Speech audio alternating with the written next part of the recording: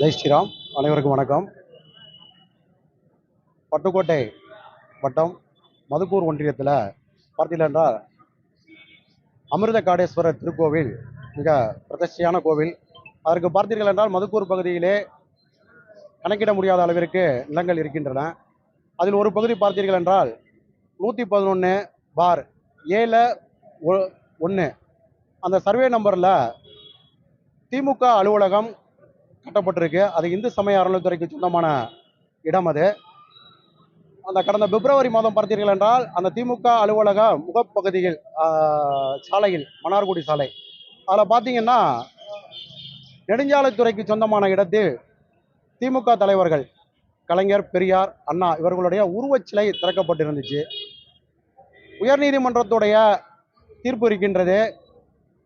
நெடுஞ்சாலைத்துறைக்கு சொந்தமான இடத்தில் தலைவர்கள் கட்சி தலைவர்களுடைய உருவச்சிலையோ அல்லது கட்சி கொடிக்கம்பங்களோ இருக்கக்கூடாது என்ற ஒரு தீர்ப்பு இருக்கின்றது. இதையெல்லாம் அவர்கள் பொருட்படுத்தாமல் கடந்த 5 ஆண்டு ஆட்சி அவர்கள் கையில் இருந்தது என்ற ஒரு நோக்கத்தோடு நெடுஞ்சாலைத்துறைக்கு சொந்தமான இடத்தில் தலைவர்களுடைய சிலையை அமைத்து திறந்திருந்தார்கள். அதை கண்டித்து உடனடியாக நாங்கள் பிப்ரவரி மாதம் இந்து சமய அறநிலைத்துறைக்கும் நெடுஞ்சாலைத்துறைக்கும் ஒரு புகார் மனு தஞ்சை தெற்கு மாவட்ட இந்து முன்னணி சார்பாக கொடுக்கப்பட்டது.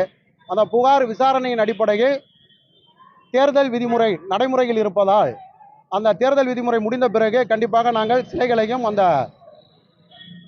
இந்து சமய அறநிலைத்துறை இடத்தில் சொந்தமாக இருக்கக்கூடிய அந்த அலுவலகத்தையும் அகற்றித் தருகிறோம் என்று எங்களுக்கு கடிதம் கொடுத்தார்கள். ஆனால் இதுவரை அந்த சிலையையும் அங்கு அமைக்கப்பட்டிருக்கும் திமுக அலுவலகத்தையும் அகற்றவில்லை.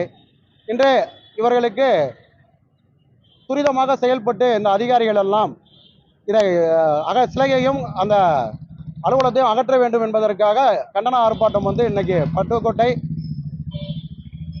வட்டத்தில் மதுக்கூர் ஒன்றியத்தில் இந்து முன்னணி தஞ்சை தெற்கு மாவட்ட சார்பாக நடைபெற்றது. இந்த சிலை அகற்றப்படாத பட்சத்தில் மாபெரும் கண்டன ஆர்ப்பாட்டம் தொடர்ந்து அரசு அதிகாரிகளை கண்டித்து நடைபெறும். இந்த சிலையை அகற்ற தவறிய அரசு அதிகாரிகள் மீது உயர்நீதிமன்றத்தில் வழக்கும் தொடரப்படும் என்பதை இதன் வாயிலாக தெரிவித்துக் கொள்கிறோம். நன்றி, வணக்கம்.